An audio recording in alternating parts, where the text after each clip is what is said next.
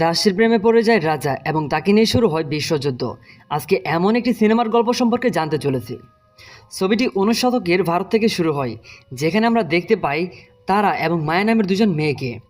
তারা হলো একজন রাজকন্যা এবং মায়া হলো একজন দাসীর মেয়ে।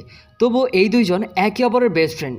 এখানে আমরা আরও একজন মহিলাকে দেখতে পাই, যার নাম রসা দেবী। সে মেয়েদেরকে নাচ শেখায় এবং ভালোবাসার গল্প শোনায়। তারা এবং মায়া, তারা দুজনেই তার মতো হতে চায়, যাতে পুরুষদের নিজেদের বশে আনতে পারে। মায়ার মা নেই এবং সে তার খালার সাথেই থাকে। মায়াকে পরনের পোশাক হিসেবে সবসময় তার পুরনো জামা কাপড় দেওয়া হয়, যেটা মায়ার একদমই পছন্দ না। এটা যখন তার খালাকে বলে, তখন তার খালা বলে, আমি তারা এবং তার বড় ভাই ভিকিকে বড় করেছি, এই জন্যই তোমাদের তাদের সাথে খেলতে দেয়। এর মানে এই নয় যে তুমি একজন রাজকুমারী, ভুলে যেও না, তুমি একজন কাজের মেয়ে। এরপর তার বড় ভাই ভিকি মায়ের কাছে আসে এবং তাকে জ্বালাতন করতে থাকে। ভিকির একটা হাত কাজ করে না। সে মায়াকে পছন্দ করে এবং সে বিয়েও করতে চায়, কিন্তু মায়া তাকে কোনো উত্তর দেয় না।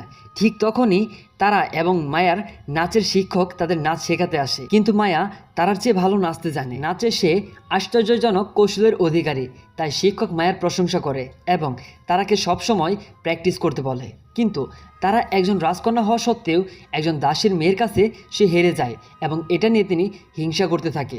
পরের দৃশ্যে আমরা দেখতে পাই মায়া ও তারা উভয়ই বড় হয়ে গিয়েছে আর তারা উভয় নাচের প্রশিক্ষণ করতেছে। এরপর এক সময় তারার জন্য পাশের রাজ্য থেকে রাজকুমার বিয়ের সম্বন্ধ নিয়ে আসে, যেখানে তারা এবং মায়া দুজনেই রাজকুমারের জন্য নৃত্য প্রদর্শন করে। কিন্তু তারার থেকে মায়ের নাচের কৌশল ভালো থাকায় সবাই মায়ের প্রশংসা করে এবং রাজা তাকে নতুন কাপড় উপহার দেয়। এই প্রথমবার নতুন কাপড় পেয়ে মায়া অনেক খুশি হয়ে যায়, তা তারাকে দেখায়। কিন্তু মায়ার তারার প্রতি হিংসে হয় এবং সে বলে, এই কাপড় বেশি ভালো না, আগামী মাসে রাজকুমার রাজ সিংয়ের সাথে আমার বিয়ে হতে যাচ্ছে, তুমি ভালো মতো তৈরি থেকো। পরের দৃশ্যে রাজ সিং এবং তারার বিয়ের দৃশ্য দেখানো হয়, যেখানে রাজ সিং তারার দিকে না তাকিয়ে মায়ার দিকে তাকাতে থাকে। এতে তারা রেগে গিয়ে মায়াকে সেখান থেকে চলে যেতে বলে এবং মায়ার গায়ে থুতু দিয়ে দেয়।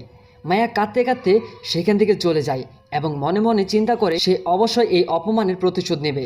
তাই সন্ধ্যায় সে সেজেগুজে রাজ সিংয়ের কাছে পৌঁছে যায় এবং তার সাথে ফ্লার্ট করতে থাকে।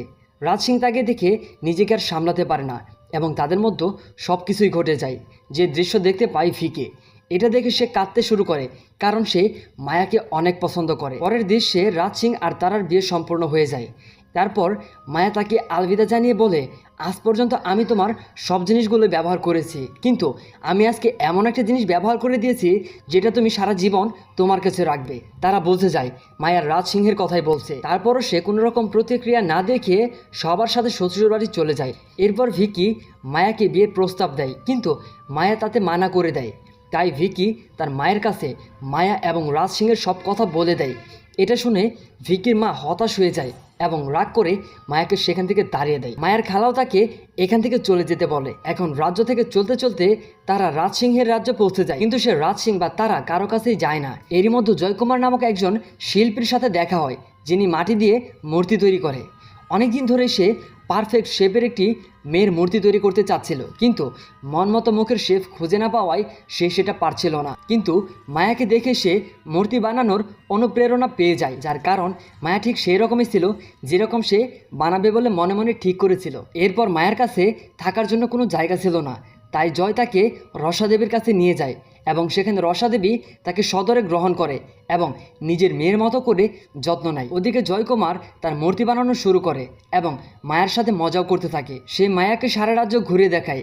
এতে আস্তে আস্তে মায়াও তার প্রেমে পড়ে যায় এবং কি তাদের মধ্যে সব কিছু হয়েও যায়। কিন্তু এজন্য জয়কুমার তার কাজে মন দিতে পারছিল না। সে যেদিকে তাকায় শুধু মায়াকেই দেখতে পেত।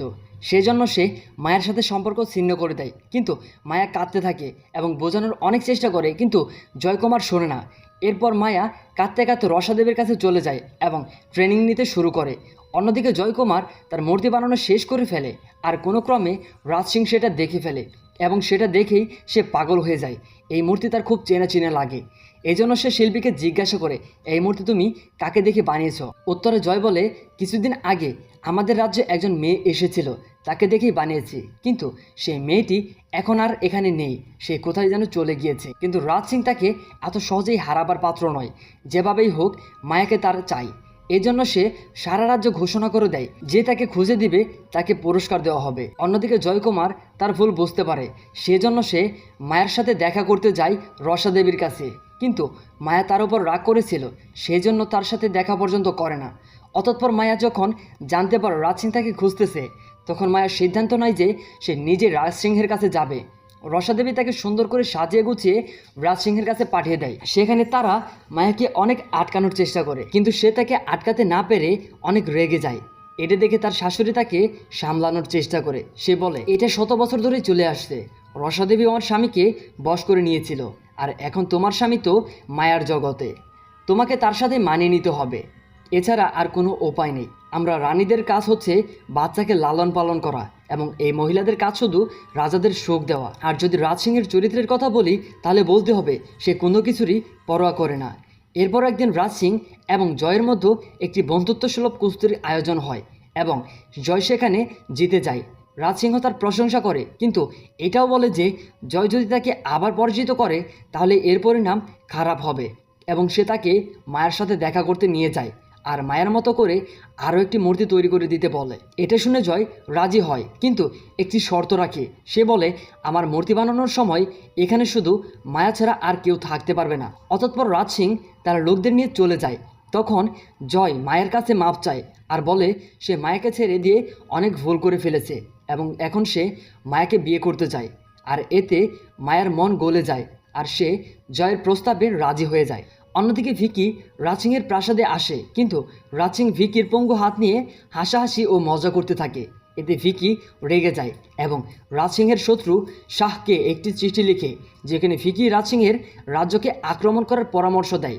অন্যদিকে জয় মূর্তির বানানোর অজুহাতে মায়ের সাথে মেলামেশা করতে থাকে এবং অনেক মজাও করতে থাকে। যখন রাজ সিং এটা জানতে পারে, তখন জয়কে আবারও কুস্তির জন্য ডাকা হয়, কিন্তু এবারও রাজ সিংহ হেরে যায় এবং তাই জয় ভয়ে একটি পাথরের কাছে লুকিয়ে যায়। অন্যদিকে মায়া তারার কাছে সাহায্য চাইতে যায়, কিন্তু তারা বলে সে রাজ সিংহকে থামাতে পারবে না। মায়া কোনো রকমে রাজসভার একজন কর্মকর্তার সাহায্য নিয়ে পরের দিন জয়ের সাথে দেখা করতে যায়। সে জয়কে বলে, আমরা দুজনেই পালিয়ে যাব আর কোথাও একটা গিয়ে বিয়ে করে ফেলবো। রাতে মায়া রাজ সিংহের কাছে যায় এবং বলে সে তার সব কথাই শুনবে, বিনিময়ে রাজ সিংহ যাতে জয়কে ছেড়ে দেয়। কিন্তু রাজ সিংহ বুঝে ফেলে যে মায়া কিছু একটা মিথ্যে বলছে। সে মায়াকে বলে, আগামীকাল আমি জয়কে মেরে ফেলবো, এবং ঠিক সেটাই ঘটে। জয়কে হাতি দিয়ে পিষ্ট করে মেরে ফেলে। মায়া এই সবই দেখে, কিন্তু কিচ্ছু করতে পারে না। অন্যদিকে শাহ রাজ সিংহের রাজ্যে আক্রমণ করে দেয় এবং রাজ সিংহকে পরাজিত করে সে হত্যা করে ফেলে। সবশেষে আমরা দেখতে পাই মায়া যেন তার ভালোবাসা হারিয়ে সব কিছুই হারিয়ে ফেলেছে। এখানে তার জন্য আর কিছু অবশিষ্ট নেই, তাই সে নিরাশ হয়ে আপন মনে হেঁটে চলেছে অজানা গন্তব্যের দিকে। আর এই দৃশ্যের মধ্য দিয়েই আমাদের এই মুভিটি শেষ হয়ে যায়। বন্ধুরা, আমাদের এই মুভিটি যদি ভালো লাগে তাহলে চ্যানেলটি সাবস্ক্রাইব করবে, একটি লাইক করবেন এবং পরবর্তীতে আপনি কোন ভিডিওটি দেখতে চান সেটা অবশ্যই কমেন্ট করে জানিয়ে দিবেন। ধন্যবাদ।